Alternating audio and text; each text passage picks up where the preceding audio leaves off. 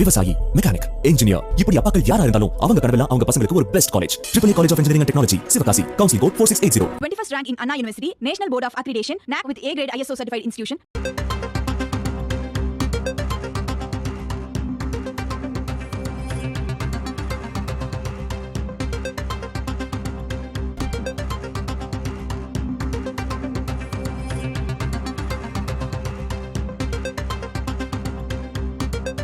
முன்னாள் அமைச்சர் அனிதா ராதாகிருஷ்ணனின் முன்ஜாமீன் மனுவை தள்ளுபடி செய்திருக்கிறது சென்னை உயர்நீதிமன்றம்.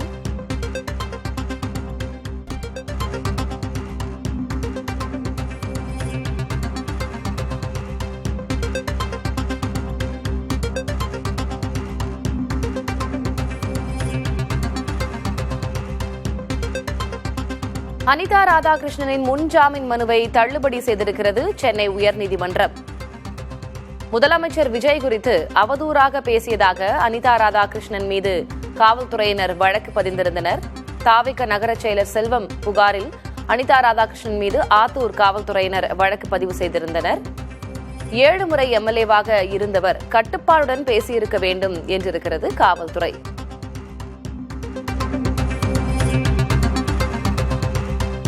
எம்எல்ஏவாக இருப்பவர் ஏன் இதுபோல பேச வேண்டும் என உயர்நீதிமன்ற நீதிபதியும் கேள்வி எழுப்பியிருக்கிறார். இந்நிலையில் அனிதா ராதாகிருஷ்ணனின் முன்ஜாமீன் மனுவை தள்ளுபடி செய்திருக்கிறது சென்னை உயர்நீதிமன்றம். முதலமைச்சர் விஜய் குறித்து அவதூறாக பேசியதாக அவர் மீது காவல்துறையினர் வழக்கு பதிந்திருந்தனர். அது தொடர்பாகத்தான் தற்போது அவருடைய முன்ஜாமீன் மனு தள்ளுபடி செய்யப்பட்டிருக்கிறது.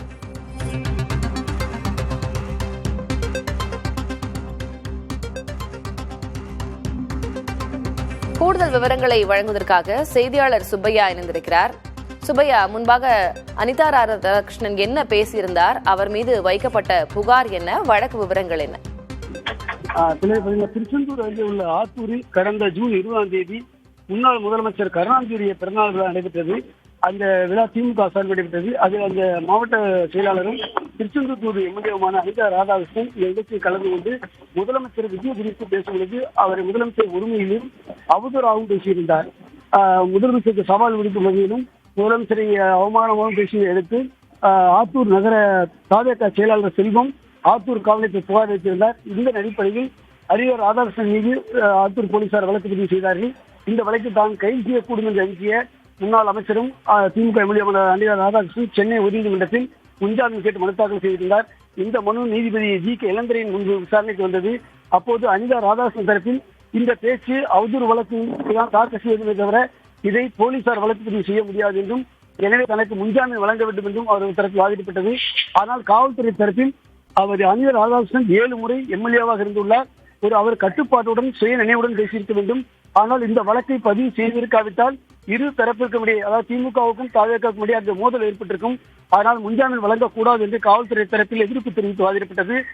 அதே போன்று புகார் தெரிவித்த ஆத்தூர் செயலாளர் செல்லும் தரப்பில் எதிர்ப்பு தெரிவித்தது.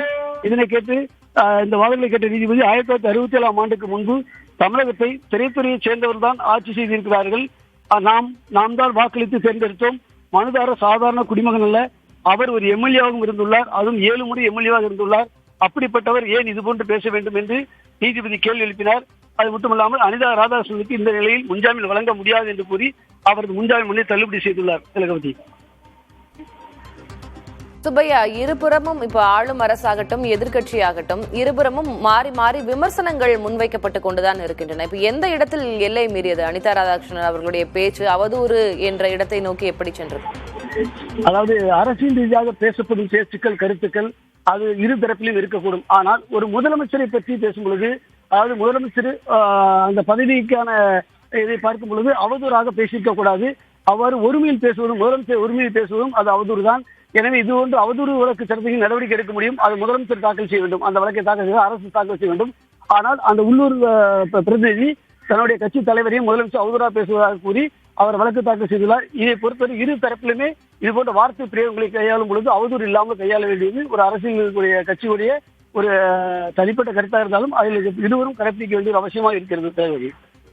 விவசாயி, மெக்கானிக், இன்ஜினியர், இப்படி அப்பாக்கள் யாரா இருந்தாலும் அவங்க கனவெல்லாம் அவங்க பசங்களுக்கு ஒரு best college. AAA College of Engineering and Technology, Sivakasi. Counseling code 4680. 21st rank in Anna University, National Board of Accreditation, NAC with A grade ISO certified institution.